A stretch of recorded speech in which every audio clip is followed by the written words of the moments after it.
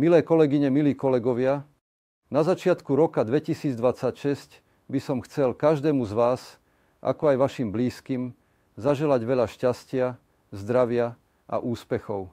Vo svete, ktorý čelí viacerým krízam a je plný neistoty, spoločnosť SPI počas celého roka 2025 pokračovala v stabilnom a vyrovnanom rozvoji a do nového roka vstupuje silnejšia a odolnejšia než kedykoľvek predtým.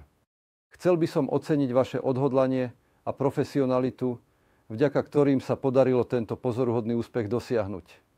Zároveň som skutočne potešený mimoriadnym úspechom tohtoročného plánu Share for You.